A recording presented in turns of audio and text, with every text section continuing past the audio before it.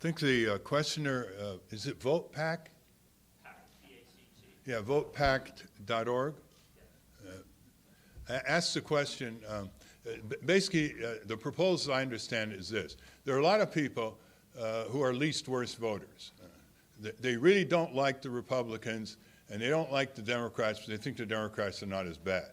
Or they don't like the Democrats at all. They don't really like the Republicans, but they're not quite as bad as the Democrats. And the proposal is that you take one voter who has this view, one voter that view, they cancel each other off, and then they vote for who they really want to believe in, which is a third-party candidate.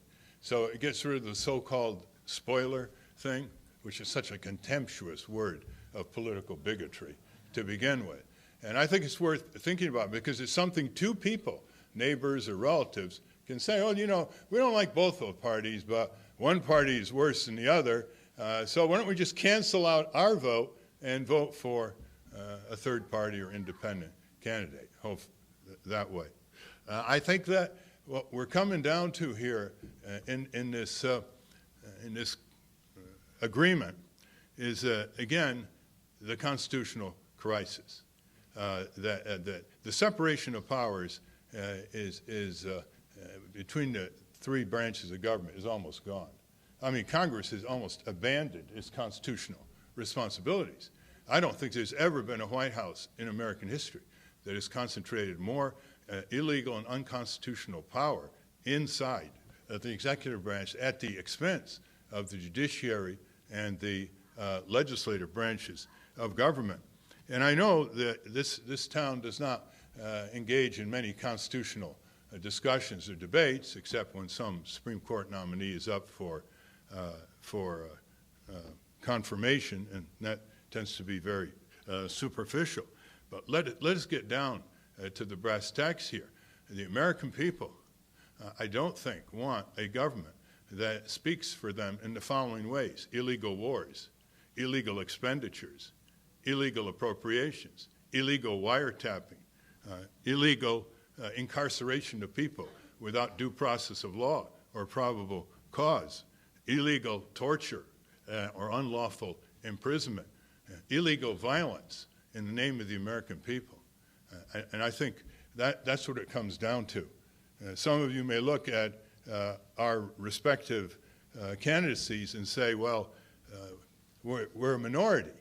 You just look at these issues and you see how we represent majority views. That's how bad politics is in this country. It's so decayed that so-called dissenting third-party and independent candidates are pressing forward redirections in our country that are supported by a majority of the people. And a majority of the people want us on the national debates. Whether it's a Fox poll or whether it's a Zogby poll, it is remarkable how consistent from 2000, 2004, and 2008, the American people want more voices and more choices. They want more vigorous debates instead of parallel interviews by a selected reporter that marks the format of the Commission on Presidential Debates. The American people look at the presidential debates as something more than an antidote to insomnia, and we need to have that kind of vigorous discussion. NAFTA and the WTO are an example of totally extra-constitutional provisions. There is no warrant in the Constitution to support that kind of subordination or evasion of national, state, and local sovereignty. There's nothing that can support anything on that score.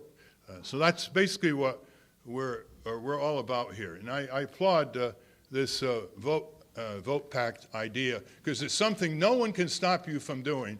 And just look it up, votepact.org. Thank you.